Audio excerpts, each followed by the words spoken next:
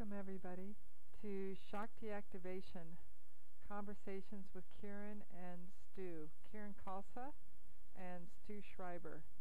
Today we're continuing our conversation about collaborative co-creation, and the purpose of these conversations is to gain tools and information how to move from the Piscean to the Aquarian age, how to move into a world that we would enjoy living in.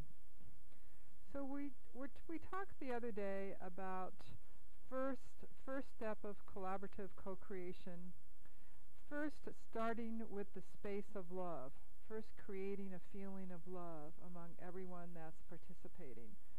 And today we're talking about step 2. And Stu, why don't you define for a little bit for us more about step 2? And what was step 2 again? Good question.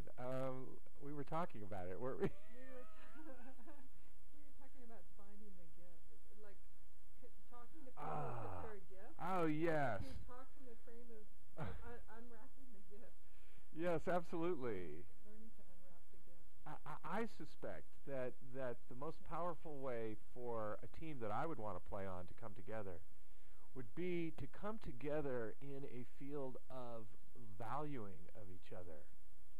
Even before you know what any individual's specific gifts are, one can greet other people and potential team members with an expectation of their greatness and their talents and the gifts that they have to bring to the collaboration.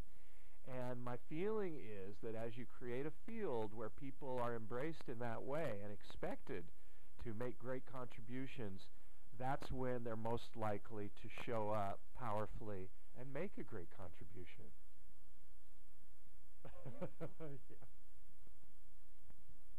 Thank you, Stu. I really love the idea of looking at each person on my team as a package waiting to be unwrapped, really feeling excited about discovering what gift they have to bring not only into the projects we're working on, but just what a gift they are in my life, what a presence their presence can bring into my life, into the life of others.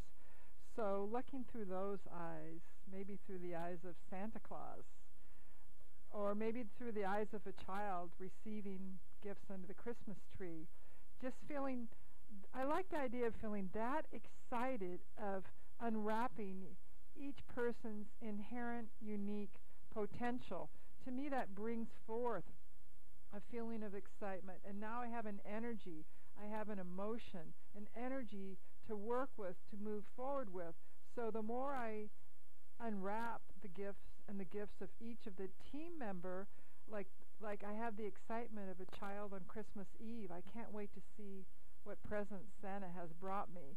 And again, I'm feeling that can be the fuel that fuels the fire, that generates the engine to keep the project gaining in momentum and snowballing out into the world, so that it has an energy that other people can feel and unwrap in their own lives for their own selves.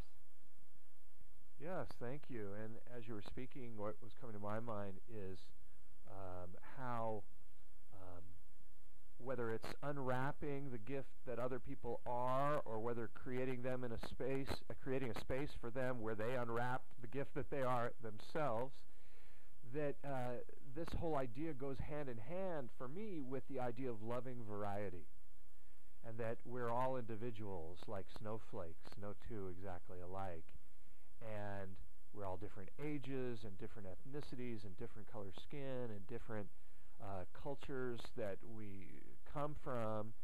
And from my perspective, that's something to be celebrated. Celebrate diversity and trust that through the diversity is really the source from which wonderful creative inspirations will come. I'm feeling so thrilled that you are bringing such an important distinction to this conversation, that unwrapping the gifts is really about embracing diversity rather than expecting everybody just to fit into a certain groove that's already predetermined or predefined. So these projects can unfold in very creative ways, in ways that can have a newness, that can have a uniqueness, can have a element of something that's never been done before, because we don't know if we allow people to come forth with their ideas, their vision of how they see the project, the problems to be solved, that we're open to all kinds of input and new possibilities. And in that, I find the excitement. Again, I'm looking for something that keeps fueling the fire rather than being involved in a project that becomes lesser and lesser and slowly dies.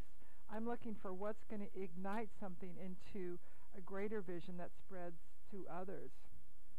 Yes, thank you. And as I've just completed 3.5 months on the road, I would observe that one has to be open to, one has to be embracing the unknown. Because when you're on the road, so much of it is unknown. And in fact, the unknown is, without the unknown, all there is the known. And if you know it, then it could get boring. It could lose its energy. They say familiarity breeds contempt. It can become contemptful. But if you can make choices that embrace the unknown, as in diversity, because other cultures are somewhat unknown to us, then you are playing in the adventurous end of things, and that's what keeps life alive and worth living. So we have to dance. We have to be willing to dance with the unknown. Yes, I find that so beautiful, dancing with the unknown. So step 2 is unwrapping the gift and dancing with the unknown. So step 1 is calling forth the love, creating a space of love. Step 2 is unwrapping the gift and dancing with the unknown. So any closing comments before we complete section 2? Sure, why not? I just like where we're going. You know, I think that we've already created a foundation for life to be joyful and creative and centered in love and the heart. And I'm enrolled. I'm already enrolled. I can't wait to hear what step 3 and 4 are going to bring. Thank you. Thank you to everybody today in participating in our conversation of unwrapping the gifts in collaborative communication. Thank you, everybody. Sat Nam.